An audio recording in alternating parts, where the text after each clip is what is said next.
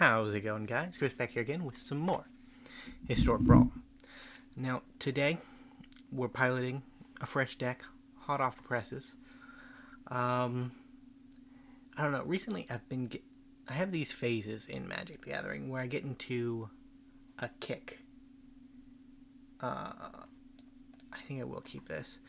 Where I basically find an ideal and I just run with it in perpetuity until I get bored. And the sacrifice combos that have found their way to MTGA with, what is this set called? Shadows over Innistrad Remastered have kind of unleashed a kick in my interest in sacrifice combos. And Kel, she's a sacrifice commander, and I learned that if you arrange a certain set of cards, I should not have let Venser come into existence. I think this game is a wash. I think we may have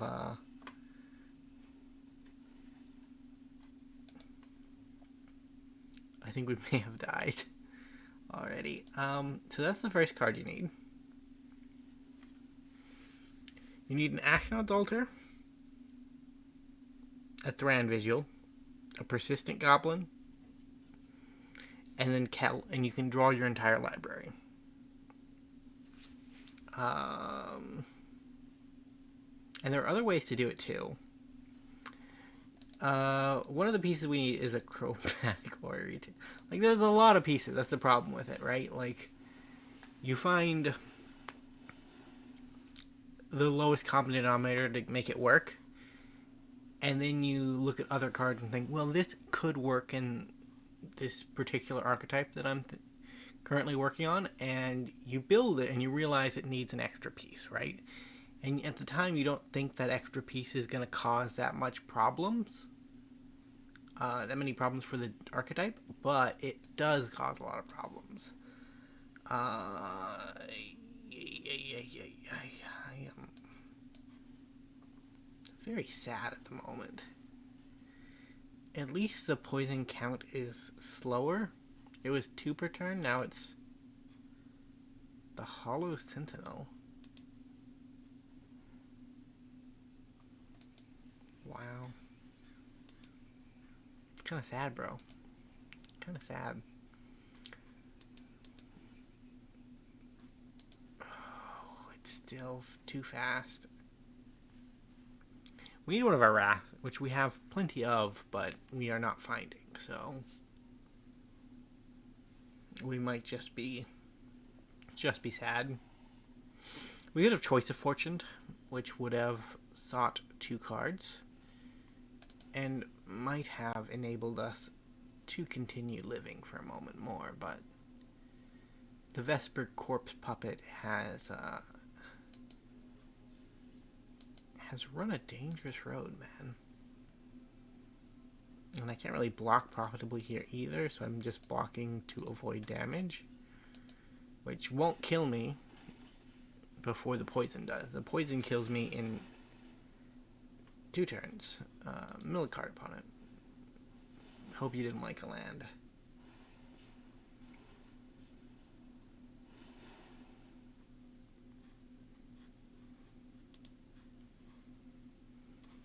They gave something flying, I guess? No, I have no clue what they did. Yeah, well,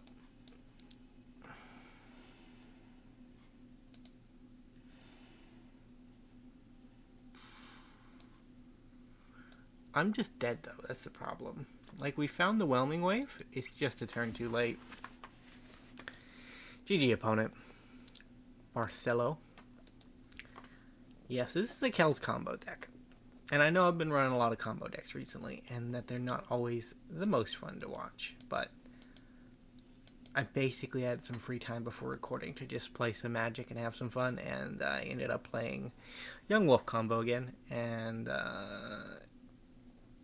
it's kind of just stuck with me. So when I started building again, everything just started converging on combo decks again, which, Not great, but great. So there is an untested so the Persistent Goblin is like the tried and true method to pull off a combo in this context, right? It requires the Thran Vigil. It requires I'm gonna search for land, even though like this is our worst one, our worst what do you call it, tutor, because if it gets the Oracle, we're dead. Yes, I think I just want, where is Watery Grave? I guess Drowned Catacomb is good enough. Right, yeah, because we have that one. So, the untried method is with Relentless Dead. So in order to infinitely sack a Relentless Dead, you need to generate 3 mana. 3 black mana. One of the ways to do that is with treasure enablers. Or treasure producers. Pitiless Plunderer and Pirate's Pillage, I think it's called. I may be wrong on that front. Well, we can't counter that right now.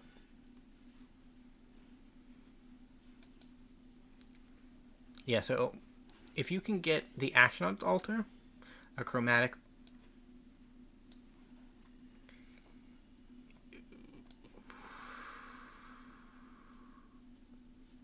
This is rough, man, but I think we do it because then we can counter the commander and make our opponent sad.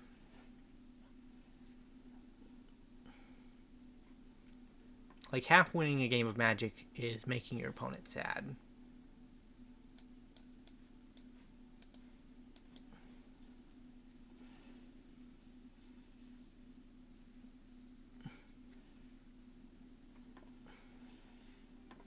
History is just too painful in a, it's just too painful in a Knight's deck to allow to happen, right? Like, it's a really good card.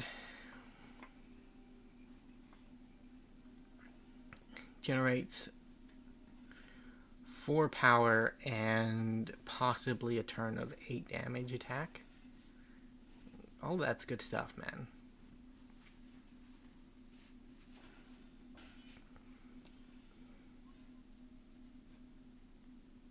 So I think I'm gonna Grim Tutor for blood money.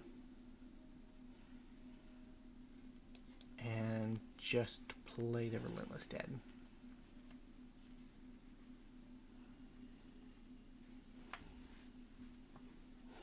Rude. So that means that combo is off the bargain bin.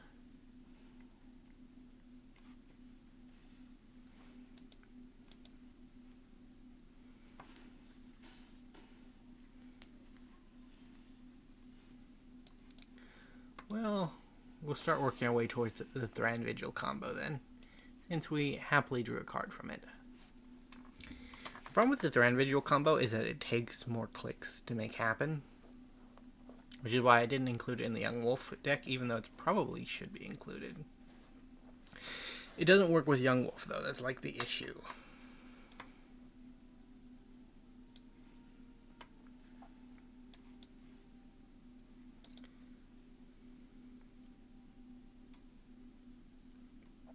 I kind of want to grab the Chromatic Orrery.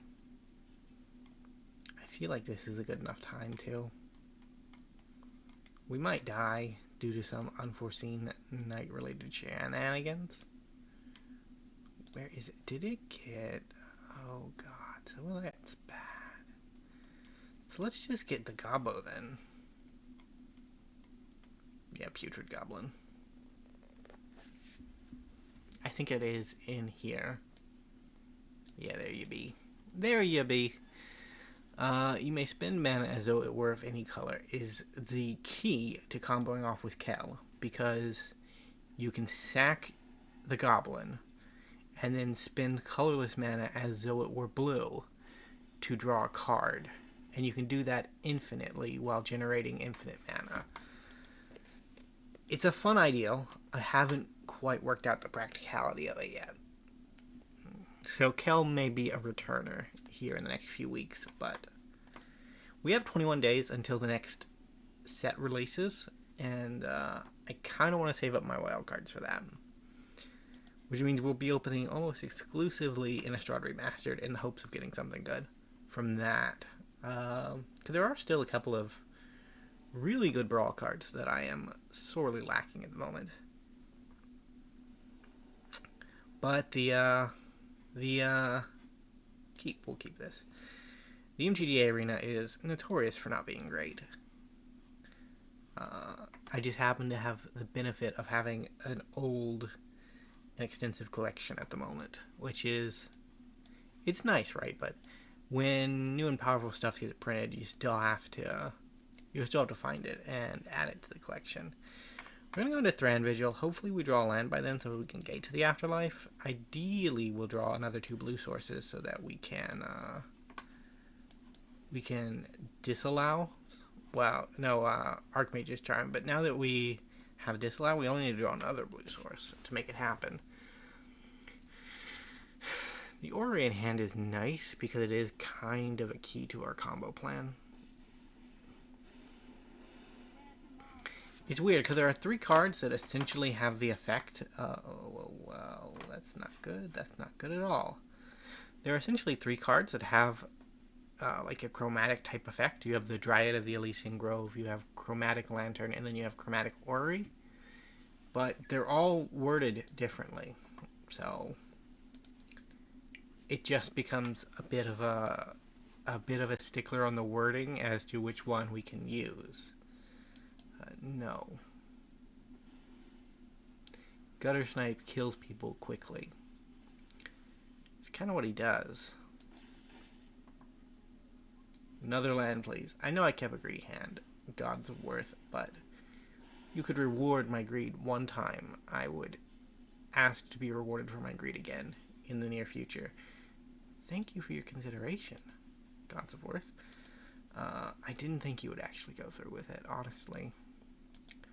That's why I didn't promise to not ask for being rewarded for my greed again, because I knew that if I agreed to such a claim and I didn't, and I actually got rewarded for it, I'd have to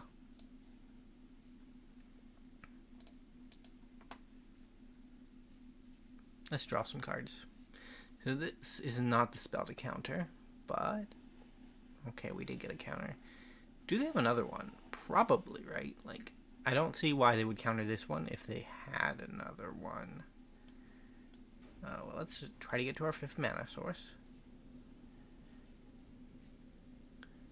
If they counter everything leading up to the Wrath, I'm happy with that, man.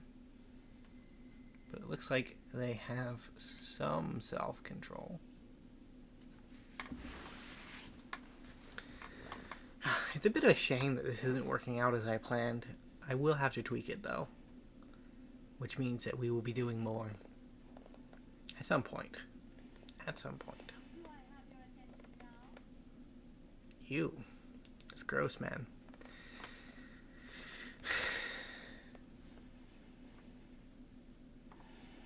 Are we dead?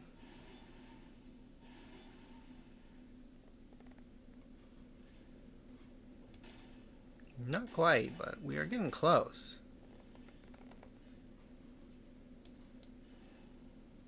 All non-dragons. Wow. That worked? I am at 1 life. Shock kills me.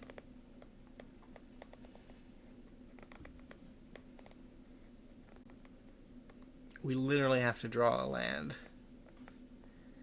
that enters the battlefield untapped. I'm sorry, Arena. I wasn't specific. That's my fault. GG, opponent. Cloud Seer gets the job done.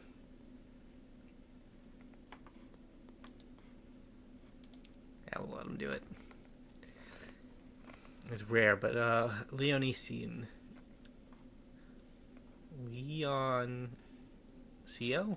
Leoncio? They fought a good game. They did some cool stuff. I'm very proud to have been a part of it. We're on to game 3. This is 15 minutes in. We probably won't get another chance to get this right. So let's do it this time. Let's figure out a way to combo. It's gonna be hard though. Like I think with the Abzan deck we built enough early game defense, or that our strategy just synergized enough with early game defense that we were okay. Gods of Worth won't be kind to me twice. This is fine. It's not where I want to be, but it's not. It's not absolute greed, and I hope that means we'll be treated kindly for our troubles. Drown Catacomb, make disappear becomes our protection. And then we can play our second island. Yeah, that seems like a bit of a problem for my plan. Marauding Raptors, even though it doesn't look like it, is a combo killer.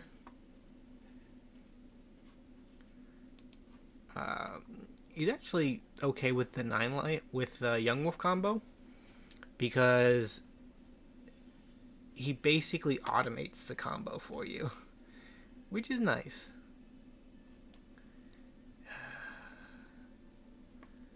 Do I just open the graves, or do I... Well, I can't really hold up a counter spell unless I pass my turn. So we're going to open the graves.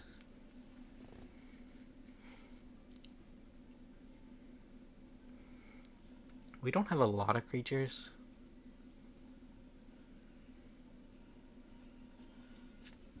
Okay, now we can actually play a creature, hold up a counter spell, which is nice.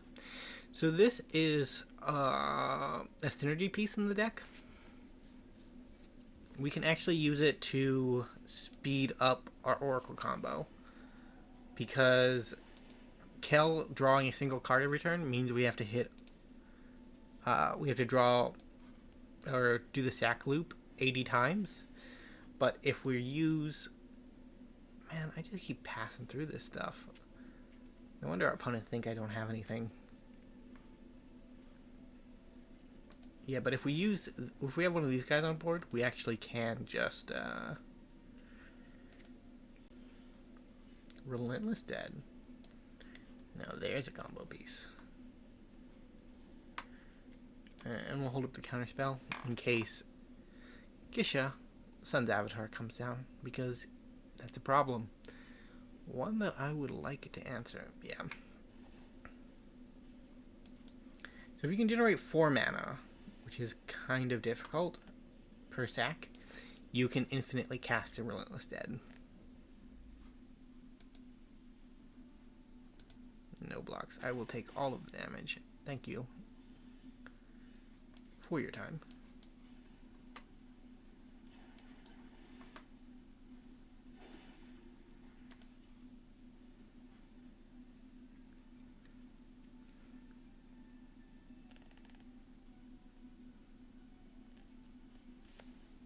Disha comes down again? Yeah.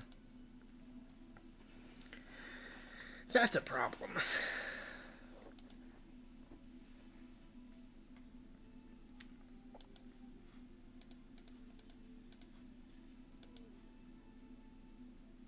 No free dinosaur value. We will take 8 to avoid that happening.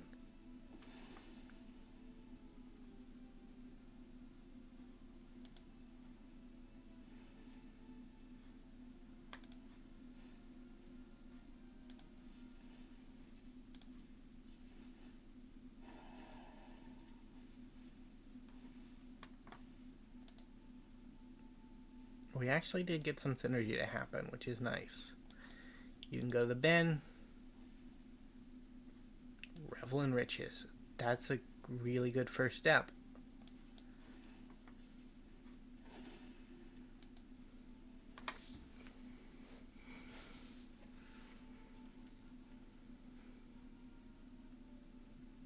So we have 2 combo pieces. Block there. Block there. Take 4.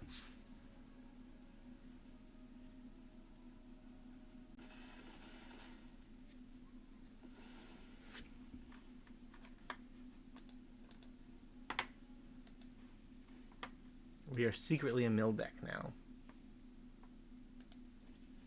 Oh crap, that doesn't work. So we do need Pitiless Plunderer. It's still nice value to have a Revel and Riches, but we will need a Pitiless Plunderer. I guess we could Pitiless Plunderer loop to win with Revel and Riches, right? Like, that's a possibility. That's another win condition.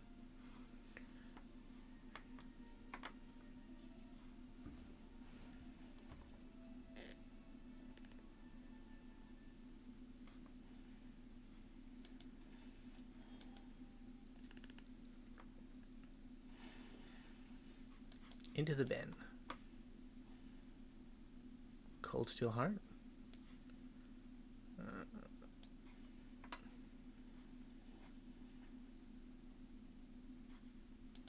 Yeah, this is fine. So we can block sack. Yeah, never mind. This combat will not go our way.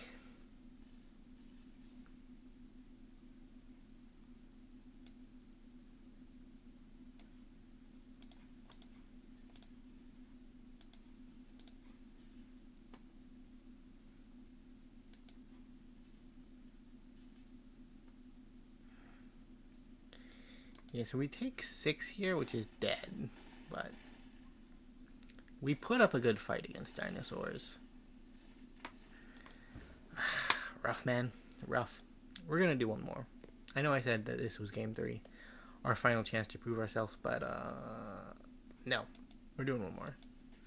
That seems like the best option, honestly.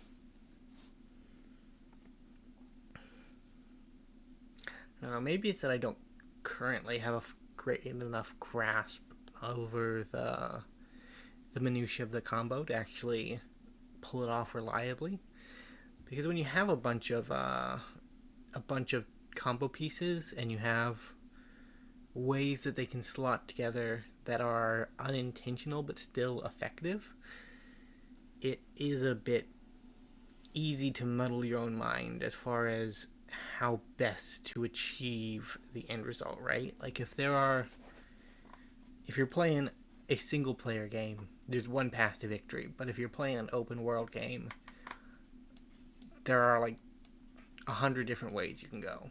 And this combo is a bit like an open world game in that Putrid Goblin is probably the single player path that you should go down. That's going to be the most effective to get the job done. But Relentless Dead is a cool option that's over on the left and tempts you in that direction. And maybe Relentless Dead just isn't viably possible. Go Goblin. I'm running him out so that he can die and force us into the Relentless Dead combo because that path is cooler anyways. Go on, opponent. Take 2. Folio Fancies. Okay. We're going to say Jorah Weatherlight Captain deck. And Jorah Weatherlight Captain is, I think, the scary version. Yeah, no, that is the scary version. She basically can do what Kels does, but 100 times more easy. I guess killing a creature is easier, right? So we don't want to take away all the volition from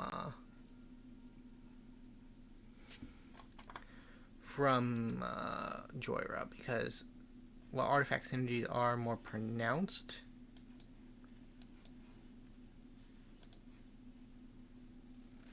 I'm going to search for Key to the Archive because I think it's the most EV for us at the moment.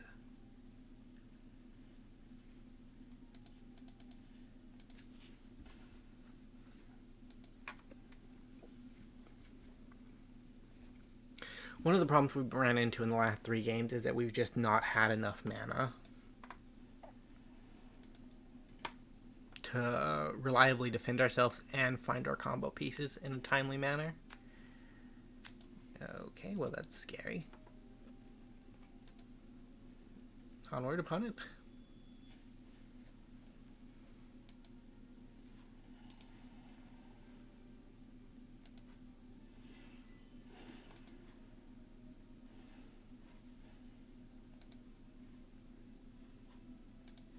It's just a card in alchemy that conjures a Mox Opal into your hand. Did you guys know that existed?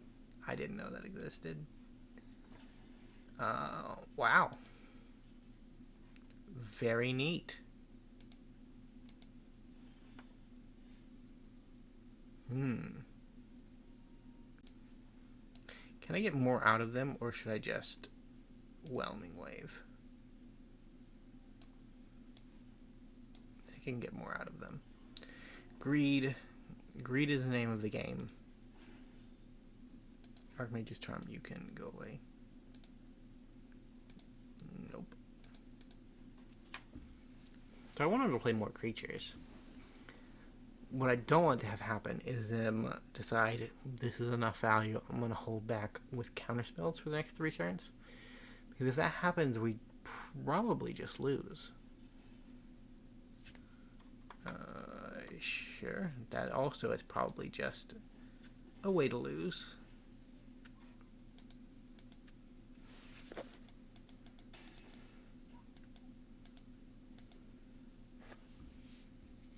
We have not had good mana pools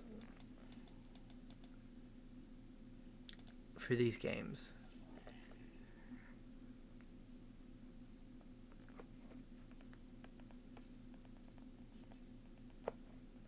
But we do need to start clearing off the board because it's getting a little scary. And I don't think there's anything I can really do about it anymore. I feel like the game has been set. And they have the board state they want, and that there's a counterspell or 2 in those 5 remaining cards. That feels like where we're at the moment. Should we test it? So we search about Wrath with this?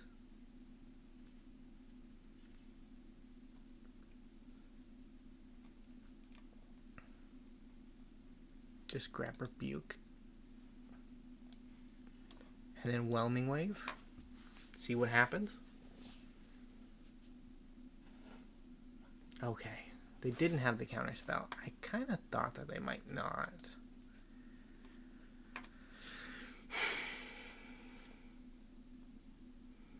It takes some trigger discipline to not counter the tutor, right? Because the tutor, you know, is going to get something that's going to ruin your current board state. Like it signals to your opponent that you that they know. What am I even trying to say? It signals that you are going to search up something that's going to disrupt the game plan. And your opponent doesn't want that to happen, so...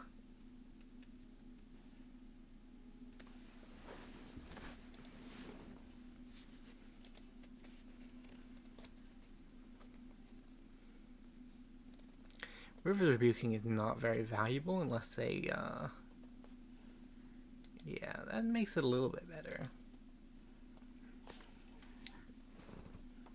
So they still have 8 cards in hand. They can cast this, and then they won't.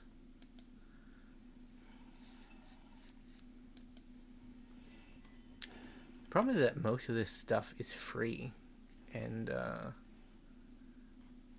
just means that if we send it back to hand, it just comes back down for no value. So I think Crux of Fate is the answer.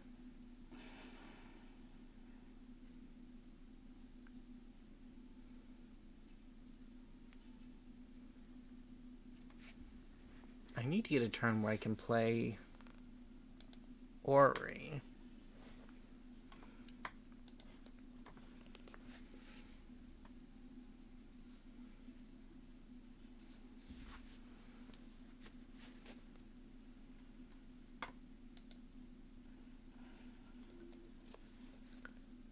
I think Emerald Knight might have given us our best chance, but we're still, like, really bad off. Only 4 lands.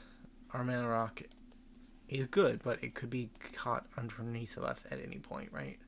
Taken out from underneath, and if that happens, we're back down to 4 mana, which is completely unusable at the moment.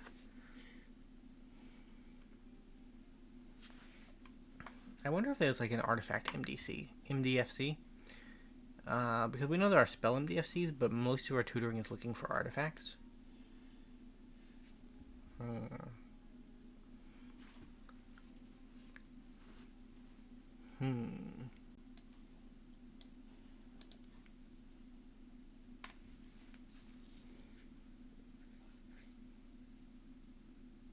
We're being annoying, but we're not being functional. That's the issue. I have like 1 or 2 more Wrath in my deck. I have Blood on the Snow, which we can't cast. Phyrexian Scriptures, which takes a turn, which is risky.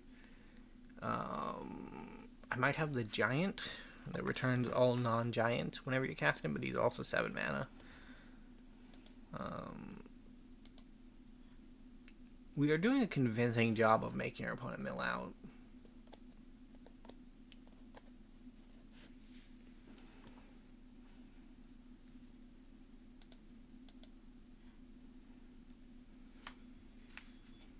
Does auto-passing help? Let's see. I think it should. I just forgot about it, but I get the feeling that I might have to say yes to everything that they recast. But maybe not.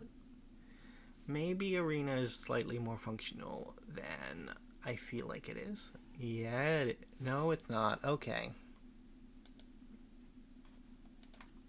I had such faith until I didn't, you know? Bit of a ride, honestly. From no faith to complete faith to back to no faith. Would have been nice if we had a turn to get down like Revel and Riches, which we might have had and I missed, but I don't think it was on the table at any point. And if I put an MDFC in my hand, I could just search up a land through Solve the Equation. Darkslick Source, the worst of...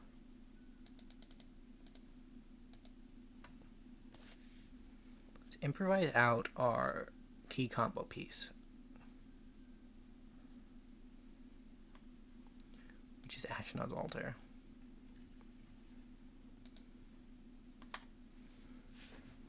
And try to Kel draw our whole deck in a few turns. We need a few turns because we need Kel and Putrid Goblin on the field. We also need to find Thran Vigil. And we need to get our Orrery down. So we have like 4 cards we need to get down, and that's too many, honestly.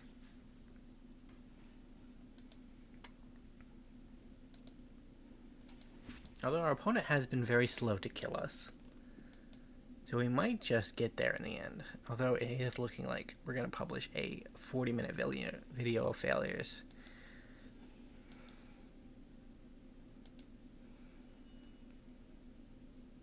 Because I don't see a way we win this game. But I also don't see a quick path for this game to end.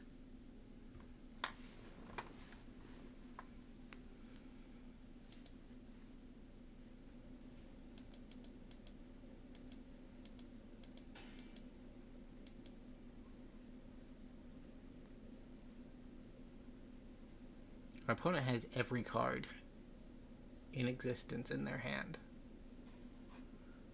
My turn. Does that give them no maximum? Where are they getting no maximum hand size from? Oh, I am giving it to them. Yeah, makes sense.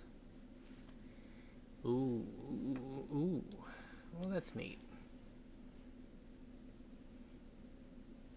Don't counter my Chromatic Orrery, bro. Don't do it. I have been on 5 lands the entire game. If I lose this Orrery, I will be very sad. They are going to counter the Orrery. I'll try to use some cards. Yeah, I think that's it, buddy. A rough end to Kel, to be sure. Sublime Epiphany to just destroy everything. Counter our 5-drop, our 5 mana from Orrery, and we've gotten rid of our archive. We would have been super screwed. Either way, thank you guys so much for watching. If you did enjoy, leave a like, subscribe, and I forgot the outro. My god, my brain is so fried. If you did like the video, leave a like, make a comment, or subscribe to the channel. There we go. Nice and simple. See you next time.